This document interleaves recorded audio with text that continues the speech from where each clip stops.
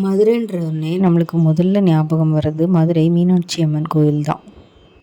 அங்கே நடந்த ஒரு உண்மை சம்பவத்தை பற்றி தான் நம்ம இப்போ பார்க்க போகிறோம்.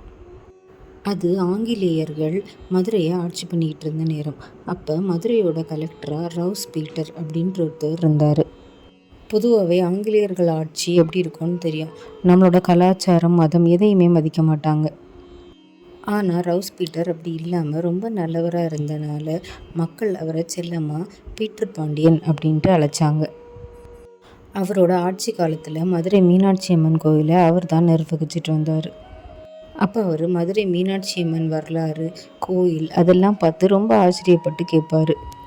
நாளடைவில் பீட்டருக்கு மீனாட்சி அம்மன் மேலே ரொம்ப பக்தியும் ரொம்ப மரியாதையும் வந்துச்சு. அவரோட ஆஃபீஸ் கோயில் பக்கத்தில் இருந்தனால டெய்லி கோயிலில் கடந்து போகும்போது குதிரையை விட்டு இறங்கி தொப்பியை கழட்டி காலணிகளையும் கழட்டி அம்மனுக்கு மரியாதை செலுத்திட்டு போவாராம். ஒரு நாள் அவர் இரவு படுத்து தூங்கிட்டு இருக்கும்போது திடீர்னு ஒரு சிறுமி வா வெளியே போகலாம் அப்படின்ட்டு அவரோட கையை பிடிச்சி வெளியே கூட்டிகிட்டு போவாங்க. அறையை விட்டு வெளியே வந்த கொஞ்ச நேரத்திலேயே அவரோட ரூமு ஒரு பெரிய மின்னல் தாக்கிரும். இதை பார்த்து ரொம்பவே அதிர்ச்சியான பீட்டர், யார் இந்த சிறுமி நம்ம உயிரை காப்பாற்றிருக்கா, அதுவும் இல்லாமல் நம்ம அறையில் உள்பக்கம் தானே தாழ்பால் போட்டிருந்தோம் அப்படின்ட்டு ரொம்ப ஆச்சரியமாக நன்றி தெரிவிக்கலான்னு திரும்பி பார்க்கும்போது அந்த சிறுமி நடந்து போயிட்டு இருந்தாங்க. இவர் அந்த சிறுமியை பின்தொடர்ந்து பின்னாடியே போவார். சிறுமி வெறும் பாதங்களில் காலணி இல்லாமல் தான் நடந்து போயிட்டு இருந்தாங்க.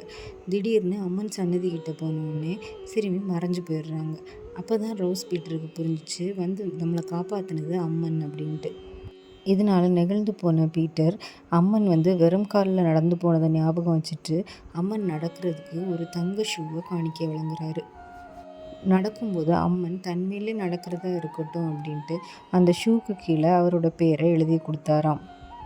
அதுவும் இல்லாமல் வீதி உலா போகும்போது அம்மன் குதிரையில் போகும்போது அவருக்கு சேனைகள் இல்லாமல் பேலன்ஸ் பண்ண கஷ்டமாக இருக்கிறதா நினச்சிக்கிட்டு அவரும் ஒரு குதிரை ஓட்டுறவருன்றனால அம்மனுக்கு 2 சேனைகளும் கொடுத்தாராம் காணிக்கையாக.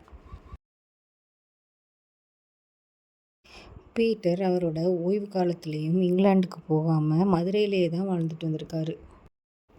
நான் இறந்ததுக்கப்புறம் கூட என்னை சமாதி பண்ணும்போது அம்மன் கோயில் இருக்க பக்கம்தான் நான் பார்க்குற மாதிரி சமாதி பண்ணணும் அப்படின்னு சொல்லினால அதே மாதிரி அம்மன் கோயில் பக்கமாக பண்ணியிருக்காங்க. நன்றி.